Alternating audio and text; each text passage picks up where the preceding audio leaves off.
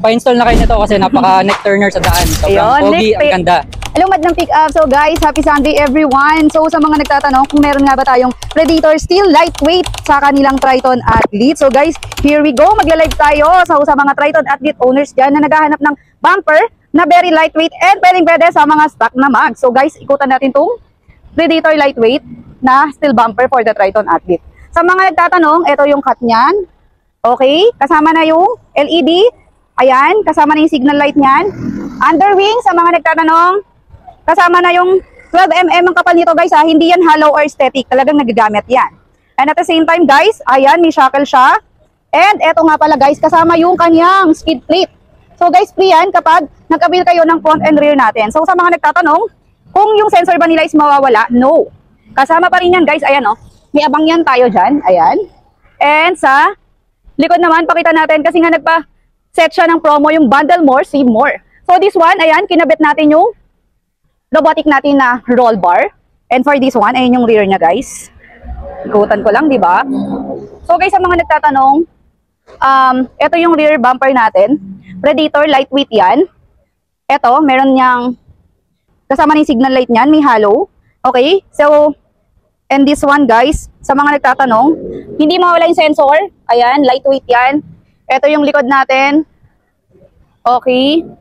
So guys, again, meron tayong shop sa Binyan, Laguna, Quezon City, Bawang La Union, and Bigan. So sa mga gustong magpa-schedule, so may PM lang po kayo sa ating Facebook page. And sa mga nagtatanong, kung ano nga ba ang kaibahan ng ating Predator lightweight sa ibang brands is, guys, again, very lightweight siya. So mamaya guys, interview natin si sir kung ano nga ba yung drive test niya, kasi kanina din drive niya yan, though nagpakabit siya niyan. Ayan, yung roll bar, this one, the rear bumper. And guys, nakita nyo, stock yung mags niyan. Ayan pa rin, yung Triton na bushwhacker. Okay, ganito pa rin siya. Guys, ang angas. So mamaya tatanungin natin si sir kung ano nga ba yung drive feel niya ng naka-Predator lightweight na bumper, no? So again guys, naka-promo tayo. Hurry up, Christmas sale na. And thank you guys. Sir, tanong lang natin kasi since naka-Predator steel bumper tayo na lightweight. So ang tanong ng bayan sir, totoo ba talagang magaan po siya? Yes po, magaan siya. Actually, okay, parang walang pinagbago sa drive. Yun.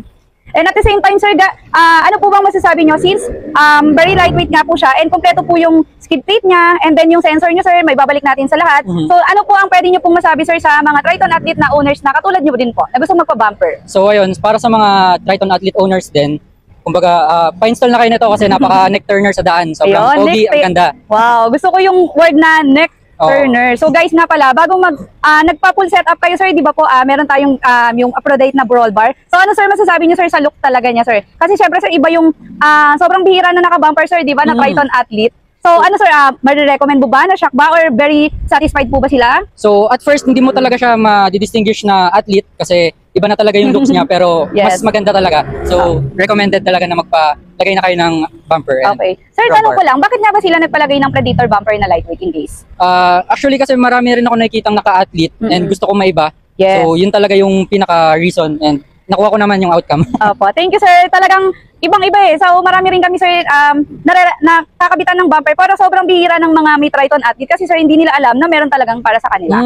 Okay. Okay po. Sir, kanina di ba nabanggit nyo yung pinaka-weight niya, parang yung sabi nga po ni GF, parang medyo nag-steady yung ano niya, yung weight niya. Yun pala, kasi parang mas naging swabe yung ride. Opo. So pero hindi siya ramdam na mabigat. Opo. So ayun talaga yung pinaka-best seller natin sir, di ba? Since sir, may mga nagtatanong din, baka daw po manipis yung pinakabakal natin, sir. So ano masasabi niyo, sir? Actually, hindi. Ang ano niya, ang solid niya talaga.